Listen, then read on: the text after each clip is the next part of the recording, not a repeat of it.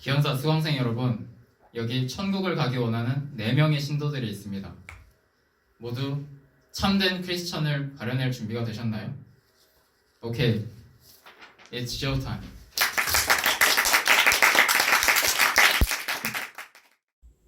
자, 그럼 심사위원 소개가 있겠습니다. 안녕하세요. 저는 예수의 첫 번째 부름을 받은 제자 중 한 명이자 최초의 교황이었던 베드로입니다.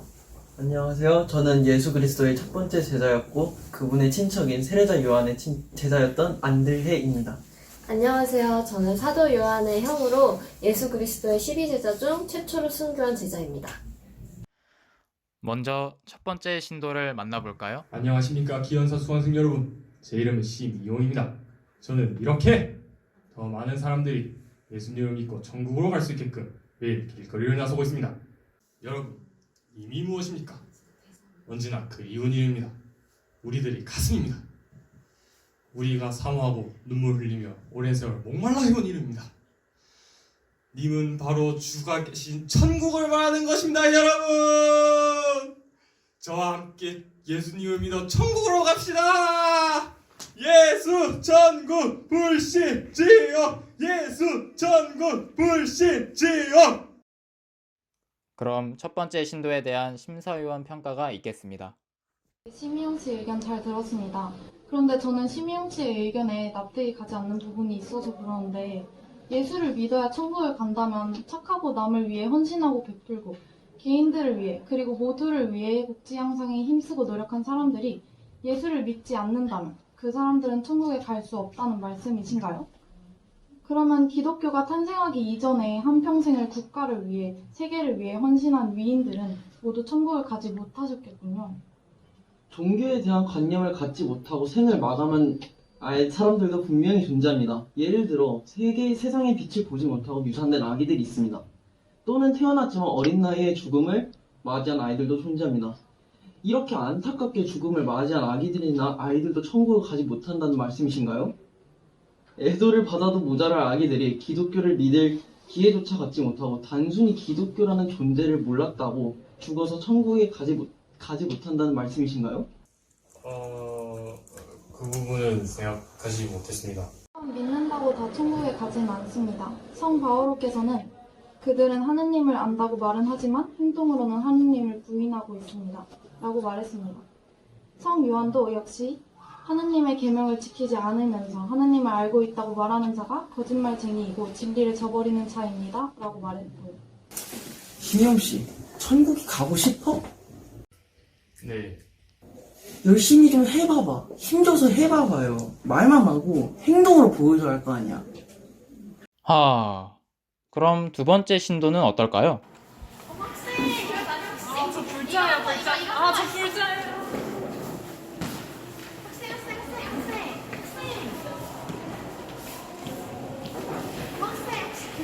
이거 한번 볼래? 이거 우리 교회인데 저기 이미 가까워. 저기 바로 저기.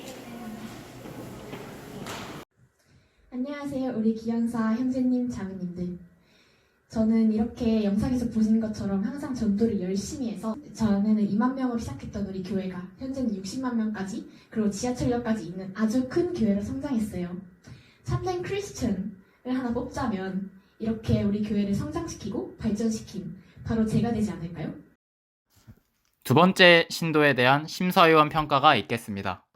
다른 사람들을 전도하는 행위는 교회에서 아주 긍정적인 행동 중 하나입니다. 역시 그렇게 생각하시는 거죠? 저는 제 판단이 옳다고 생각해요. 그러나 이 행동이 기독교의 명예와 사회적 영향력이 부정적인 영향을 끼칠 수도 있다는 것을 인지하고 계십니까? 그치만 저희 전도 행위 때문에 우리 교회는 이만큼이나 커졌고 지금 보니까 신도도 훨씬 많이 늘어났는데 표면적으로는 그게 그렇게 나쁘다고 생각하진 않는데요. 최근 대형 교회의 대다수가 빠른 경제적 성장 시대에 생겨났으며 경제와 함께 성장주에 빠졌고 더불어 성공신학이 개발되었어요. 성공신학은 하나님께서 그러한 성공을 원하시고 그것을 위한 길을 성경에 제시하고 그 길을 따름으로 그 자리에 이르러야 한다는 주장입니다. 그렇죠. 이때 성공신학의 문제는 그 세속적인 관점을 신자에게 주입하고 성경적인 관점을 보지 못하도록 한다는 것인데요. 그러면 성공신학이 기복사상을 따르게 하는 중소교회 개신교 목사들로 하여금 한국 개신교회를 오염시켰다고 볼 수 있죠. 그리고 대형 교회는 목사에게 힘이 되어줄 수도 있죠. 목사가 정당 정치를 하면 안 되지만 최근 대형 교회 일부 목사가 정치적 권력에 대하여 지나친 관심을 가지고 있고 유교적 사상에 따라 교회 안에 위계 질서를 강요하기도 해요. 저도 그 말에 동의하네요. 이제 양적 성장에 집중하는 선교 시대보다는 질적 성장을 좀 더 집중해야 한다고 봅니다. 사람만 늘리고 크기만 키우려고 했었는데 제가 좀 부끄러워져요. 세 번째 신도를 만나보시죠. 반갑습니다, 여러분. 저는 이인중 목사입니다. 제가 볼 때 여기에서 저 빼고 천국에 갈 사람은 없는 것 같습니다. 자고로 천국에 가기 위해선 선행을 많이 베풀어야 하는 법. 기적을 사람들에게 선물한 제가 아니면 도대체 누가 천국에 갈 수 있겠습니까? 제 입으로 말하기 부끄러우니 직접 사람들의 얘기를 들어보도록 하겠습니다. 안녕하세요. 이번에 연세대학교 1부학번으로 들어온 김재희입니다. 이인중 목사님이야말로 꼭 천국에 가셔야 하는 분이라고 생각해요. 저는 현역 때 54345라는 놀라운 성적을 받게 되었고 대학은 저와 먼 이야기라고 생각했어요. 하지만 목사님이 간절히 바라는 바를 하나님께 기도하면 이룰 수 있을 것이라는 말씀을 듣고 진짜 한 주도 빠짐없이 교회에 나갔거든요. 그랬더니 이번 수능에선 11211이라는 기적적인 등급을 받았지 뭐예요? 하나님께서 제게 기적을 선물하셨어요. 네, 안녕하세요. 저는 1년 전까지만 해도 암 말기 진단을 받은 강민정이라고 합니다. 저는 암 진단을 받는 순간 삶의 희망을 잃었죠. 하지만 목사님을 만나고 나서 제 삶은 180도 달라졌어요. 매일매일 기도를 드리고 매주 교회에 나가서 기적을 부탁드렸죠. 그리고 정말 영화같이 제 암이 완치가 되었답니다. 이런 것이 바로 기적이죠. 보셨나요? 사람들에게 준 희망. 이거야말로 천국에 갈 수 있는 자격 아니겠습니까? 세 번째 신도에 대한 심사위원 평가가 있겠습니다. 수험생분은 교회에 한 주도 빠짐없이 나간 것 위에는 한 게 없다고 하시던가요? 아니요, 그 친구 작년보다 2배는 공부를 훨씬 더 열심히 했다고 들었습니다. 교회 나온 시간 말고는 거의 공부에만 투자했다고, 이번엔 정말 간절하다고 들었어요. 목사님, 암을 투병하셨던 환자분은 매주 교회를 나가는 것 말고는 따로 무엇을 하신 게 있다고 하셨나요? 항암 치료를 정말 꾸준히 받았다고 들었습니다.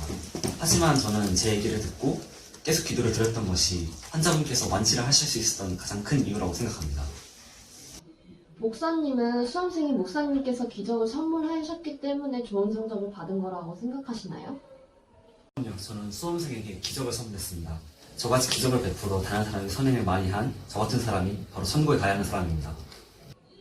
그럼 수험생이 한 노력들은요? 목사님이 기적을 선물해서 수험생의 높은 성적이 나온 거라고 단정할 수 있나요? 말기 암 환자 이야기도 듣고 보니 항암 치료가 없이 단순히 목사님의 전도로 암을 완치할 수 있었을까요?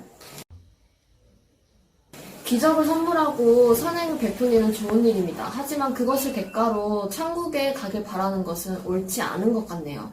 아무래도 결과적으로 기적이 일어난 데에는 신도들의 노력이 있었을 테니까요.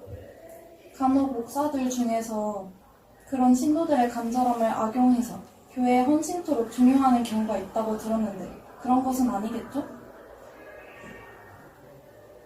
절대 아닙니다. 그럴 리가요. 신도들이 기적을 경험하고 저희 감사를 표하는 적은 몇 번 있어도 저는 한 번도 종용한 적이 없습니다. 그럼 다행이네요. 휴, 드디어 마지막 신도입니다. 네 번째 신도 만나보겠습니다. 안녕하세요, 여러분. 저는 이번 오디션에 신입 집사로 참여하게 된 여러분, 제가 먼저 천국으로 올라가야 되지 않겠습니까? 저는 밑바닥부터 차근차근 올라온 장로 아닙니까? 아니, 니 뭐가? 왜 딴 사람들 안 보이나?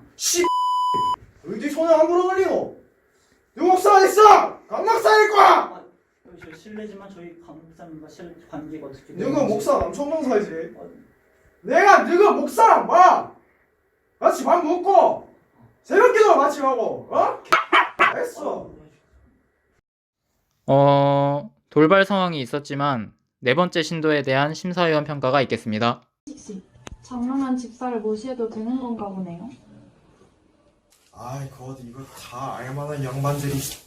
제가 거듭 말씀드리지만은 저는 밑바닥부터 시작해서 이 장로까지 이 교회에 10년 이상을 헌신해오며 살아왔습니다. 저는 10년 이상 각종 행사에도 참여하며 그리고 또 기부도 몇천만 원 이상을 했습니다. 교회와 예수님께 헌신한 세월이 긴다는 걸 알겠습니다. 다만 그 세월이 길고 장로가 되었다는 이유로 같은 예수를 믿는 사람을 그렇게 함부로 대해도 된다는 겁니까? 직분이 감투가 되어 마치 교회 안에서 계급처럼 악용되는 모습 굉장히 눈살이 찌푸려집니다. 저는 그리고 무려 강 목사와 친한 사이입니다. 지금 대한민국 교회 바닥에 강 목사 모르는 사람 있습니까? 그리고 저희 집사 좀 양보해 줄 수도 있는 것이지 왜 싸가지인지. 아직도 직분을 마치 계급으로 생각하는 걸 버리지 못하는군요. 교회 안에서 장로, 집사, 목사는 각자 하는 일이 다르지만 같은 예수를 믿는 평등한 사람입니다. 집사 위에 장로, 장로 위에 목사라는 그런 인식은 버려야 할 겁니다. 최민식 씨는. 근데 정말 갈 사람이 없네요. 그러게요. 이걸 어쩌지? 내가 너희를 그렇게 가르쳤더냐? 어허. 너희들은 애초에 나에 대한 믿음을 천국에 가는 수단으로 삼고 있는 것이로구나. 내가 너희들을 위하여 희생한 이유는 나의 아버지 하나님의 사랑을 깨닫게 하기 위함이라. 나의 아버지께서는 너희를 사랑하셨으나 인간인 너희는 아버지 하나님을 거역하였다. 너희는 너희 힘으로 성공하려 하고 천국에 가서 편한 사후 삶을 사는 데 집중했지 하나님이 진정 원하는 것이 무엇인지는 생각하지 않았다.